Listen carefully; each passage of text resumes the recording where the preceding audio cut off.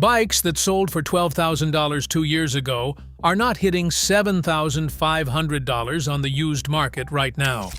That is $4,500 gone from your garage in 24 months. And the models losing the most are not the ones you would expect. A dealer I have worked with for 15 years showed me which bikes are sitting on his floor untouched. The single motorcycle dropping fastest on this list had a 2-month dealer waiting list 18 months ago. That one is coming, but the first 6 explain exactly why it matters.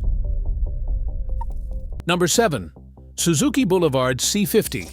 A 2022 Suzuki Boulevard C50 that's stickered at $8,699 is listed right now on 3 different marketplaces for $4,800 to $5,400.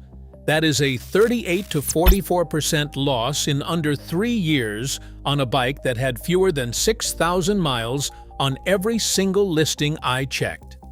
The cruiser category as a whole dropped 6% in 2025 according to the Motorcycle Industry Council. But the wholesale numbers underneath that headline are worse. National Power Sports Auctions reported that domestic cruiser wholesale values crashed 13% in just 3 months from April to June of last year. That is not a seasonal dip. That is the floor falling out. The Boulevard sits in the middle of that collapse. It is not a bad motorcycle. The V-twin is proven, maintenance is cheap, and Suzuki builds a reliable bike. But the buyer who would have picked up a used Boulevard 2 years ago is now looking at a Royal Enfield Meteor 350 for $4,599, brand new with a factory warranty. Or they are considering a used Honda Rebel 500 for the same money. The Boulevard cannot compete with either one on value, and the people who loved mid-displacement cruisers are aging out of the riding market. The average motorcycle owner in the United States just crossed age 50. If you own a Boulevard and have been thinking about selling next spring, the spring price is not coming. The wholesale floor on the C50 right now is from $3,800 to $4,200. Start there and move before it moves lower. The next motorcycle on this list lost more than twice that amount, and the reason it lost that money is something the manufacturer did on purpose. In mid-2025, Ducati pulled the DesertX off dealer floors to rebuild it around a new V2 engine for Euro 5 Plus compliance. That single decision stranded every used DesertX already in the market with no new model floor price to anchor against. Ducati sold 50,895 motorcycles globally in 2025, down 7% from the year before. The DesertX family was one of the models the company itself said was underperforming expectations. When Ducati admits a model is underperforming, the used market hears that and adjusts accordingly. A 2023 DesertX that went out the door at $16,795 is now trading between $10,500 and $12,200. That is a $4,500 to $6,200 gap in roughly 2 years. Here is what makes this different from normal depreciation. Normal depreciation happens because a bike gets older. This depreciation happened because the manufacturer told the market that a better version is coming, and the current one is not good enough to meet new regulations. That announcement turned every existing DesertX into a previous generation bike overnight, even though the 2024 model year was less than a year old when it happened. You avoid that $6,200 hit by waiting until the 2026 V2-powered DesertX lands in dealerships later this year. Once the new model has a sticker price, the used market on the old one will find a real floor. Right now, it is still falling. The next motorcycle lost value for a different reason. Its manufacturer nearly went bankrupt. And most buyers still do not know how close the company came to shutting down entirely. That dealer I mentioned at the top told me something else that day I have not brought up yet. He pulled warranty claim data from the last 18 months and showed me which brands are getting flagged for delayed parts fulfillment. That data changes the math on at least 3 motorcycles still coming on this list. 25.4%.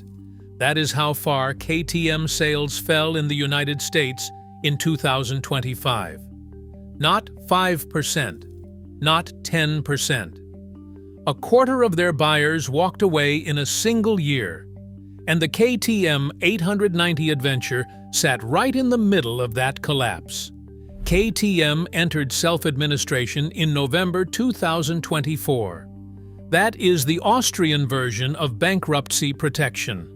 Their liabilities at the time exceeded 2.5 billion euros. They halted production. They laid off nearly 1,500 people, cutting from 5,310 employees to 3,782. They dumped the bicycle business. They cut MV Agusta loose. They had 248,000 motorcycles sitting in inventory at the end of 2024.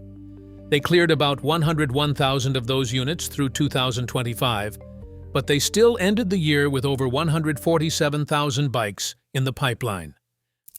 The 890 Adventure R had a new price of $13,699 when new.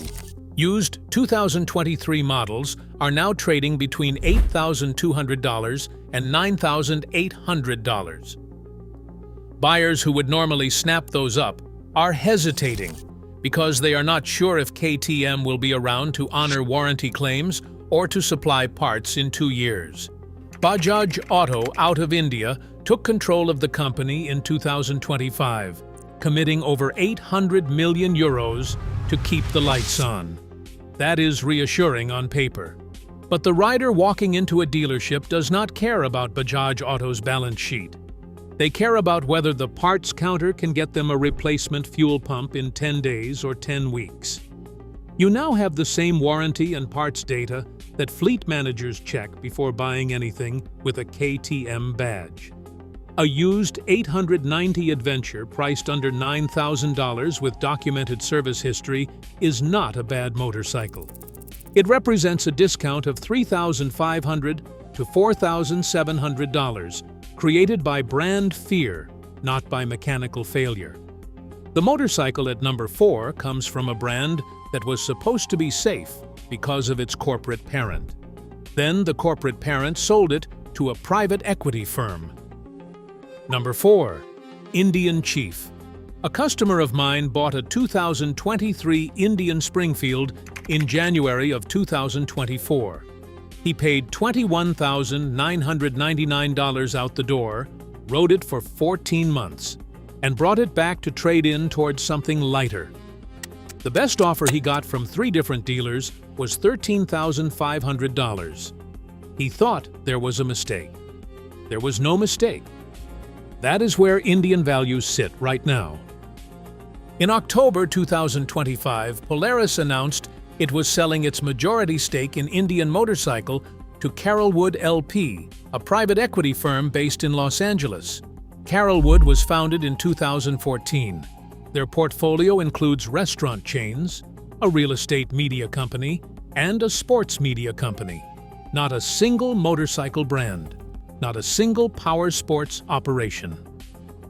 Indian contributed $478 million in revenue to Polaris over the trailing 12 months, about 7% of the total. Polaris said the sale would boost their own earnings by $50 million. That tells you how the math worked for them. Indian lost money for most of its existence under Polaris, and only turned its first profit in 2023. Sales then dropped in 2024, dropped again in the first half of 2025, and Polaris made the call to walk away. Since the announcement, approximately 200 jobs have been cut. The Osceola, Wisconsin manufacturing plant is closing, and 900 employees are transitioning from a $7 billion public company with diversified revenue, to a standalone operation backed by a firm that has never built or supported a mechanical product. Indian's new CEO, Mike Kennedy, has experience across the industry, but the support structure he is working with is completely different from what Polaris provided. Standalone. That $8,499 gap between the sticker and the trade-in on my customer's Springfield is not coming back. But the buyer who understands this situation has a window to negotiate used Indian pricing $3,500 to $5,500 below where those bikes were trading 14 months ago, because sellers are spooked and buyers have leverage they have not had since Polaris first acquired the brand in 2011. Number 3 on this list has an inventory problem so large that satellite photos can see it from orbit.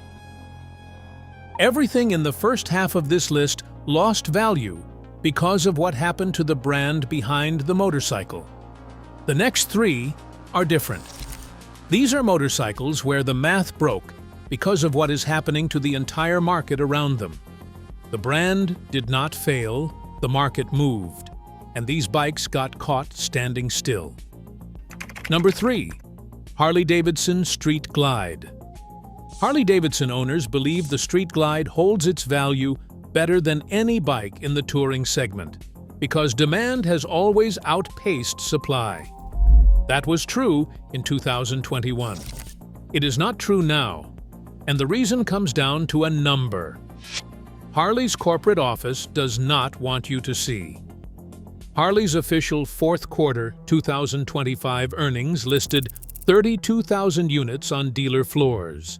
That number leaves out bikes in overflow parking, distribution warehouses, in-transit inventory, already invoiced to dealers, and off-site storage. The Motorcycle Industry Council's estimate puts the real number between 75,000 and 85,000 units when everything is counted. The Harley-Davidson Dealer Alliance sent a letter to corporate in late 2025 asking them to stop shipments because the letter said we cannot sell what we have. 73 Harley-Davidson dealerships have closed since August 2025. Global retail sales fell 12% for the full year. North American sales dropped 13%. And a dealership sitting on 300 bikes is paying roughly $450,000 per year just in floor plan financing to keep those bikes in inventory. After 18 months on the lot, a new 2024 model loses 15 to 20% of its value through depreciation alone. Tires develop flat spots. Batteries die. Fuel gums up. Here is the part that matters to you. A 2023 Street Glide that was a $22,000 to $24,000 bike on the used market in early 2024 is now moving between $17,000 and $19,500. And dealers are discounting new models 20 to 30% off the manufacturer's suggested retail price to clear floor space. That downward pressure on new prices is dragging used values down with it. That single piece of inventory data saves you between $4,000 and $6,500 if you are buying a used Street Glide in the next 6 months, because the seller across from you does not have the leverage they think they have. Number 2 on this list comes from the brand you would least expect to see here. The brand is not struggling. The problem is how a single policy decision made their most popular adventure bike more expensive to buy and impossible to hold. Number 2. Honda Africa Twin. A 2024 Honda Africa Twin with under 5,000 miles bought, used right now should run you $11,800 to $13,500 out the door, and your annual maintenance on that bike for the next 4 years should stay under $650 per year. Those are solid numbers. Here is why you can get them. Honda retained the #1 sales position in the United States in 2025, but they did it while posting a 12.1% decline in total units sold. They beat Kawasaki by fewer than 1,000 bikes. The Africa Twin, their flagship adventure model, got caught in a specific crossfire that has nothing to do with the quality of the motorcycle. The 25% tariff on imported motorcycles hit Honda directly. The Africa Twin is manufactured in Japan. A bike that listed at $14,399 in 2023 now carries a manufacturer-suggested retail price that factors in that tariff, and dealers are adding surcharges on top. The math on a new Africa Twin has pushed past $17,000 to $18,000, depending on the dealer, and that $3,000 to $4,000 manufacturers' suggested retail price jump killed foot traffic. Buyers who were ready to sign walked out. Buyers who already own one started looking at their equity and realizing the used value is not climbing to match the new price. It is falling because the pool of people willing to spend Africa Twin money got smaller overnight. The adventure segment overall is one of the few categories that has been growing, projected to hit $25.5 billion globally by 2035. But that growth is in lighter, cheaper, mid-displacement adventure bikes. The Africa Twin sits in the heavyweight tier, where the rider demographic is aging and the price point is climbing. Those two forces moving in opposite directions are the entire story. You avoid paying that inflated new sticker by picking up a low-mileage 2023 or 2024 Africa Twin in the $11,800 to $13,500 range. The motorcycle is the same. The engine is the same. The only difference is $4,000 to $5,500 that went to tariff math and dealer margin, not to Honda engineering. The number one motorcycle on this list lost more money per unit than anything you have seen so far. And it did it while being the most wanted bike on any dealer floor in the country 18 months ago. This bike had a 2-month dealer waiting list 18 months ago. The number attached to it is $7,500 to $9,800 over a typical 3-year ownership window. Number 1, BMW R1300 GS. In late 2023 and into 2024, you could not get one. BMW launched the R1300 GS as the replacement for the best-selling adventure bike in history, the R1250 GS, and the response was immediate. Dealers had wait lists stretching 8 weeks or more. Buyers were putting deposits down sight unseen. Some dealers were marking them up over MSRP because they could. That motorcycle was the single hottest ticket in the adventure segment worldwide. BMW sold over 202,000 motorcycles globally in 2025. But in the United States, sales dropped 12.4%. The GS lineup, which includes both the R1250 GS and R1300 GS, still moved volume globally. But the United States market that was generating those waiting lists saw a sharp reversal. The 25% tariff on motorcycles imported from Europe hit the R1300 GS like a freight train. A bike that listed at $19,995 base in 2024 now carries a sticker that reflects that tariff. Dealers are reporting walk-in sticker prices between $23,000 and $26,000 depending on the model variant. And that is before you touch a single accessory. BMW's own CEO said the tariff situation was one of the main factors constraining United States performance. When the manufacturer is blaming the policy environment for sales declines, the used market listens. Every buyer who stretched their budget for a new R1300 GS in 2024 at pre-tariff pricing is now sitting on a motorcycle that they could not replace at the same price if it were totaled tomorrow. But the used value has not climbed to match the new sticker. It has gone the other direction.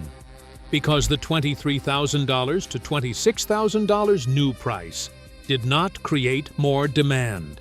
It killed it. Fewer people walking through the door for the new model means fewer trade-ins happening, which means used inventory is growing while buyer traffic is shrinking. A 2024 R1300 GS with under 4,000 miles that someone paid $22,000 to $24,000 for all in is now trading between $16,500 and $18,800 on the open market. That is a hit of $5,200 to $7,500 in under 18 months. On a motorcycle, people were literally waiting in line to buy. And the R1250 GS, which flooded the used market the moment the R1300 launched, is now sitting at $13,000 to $16,000 for low-mileage examples that were $19,000 to $21,000 bikes 12 months ago. The entire GS lineup is repricing at the same time, and neither end of it has found a floor yet. Remember the customer I mentioned at the top of this video? The one who could not understand why his trade-in was so far below what he paid. He was not riding an Indian Springfield. He came in on a 2024 R1300 GS with 3,100 miles. He had waited 10 weeks to get it.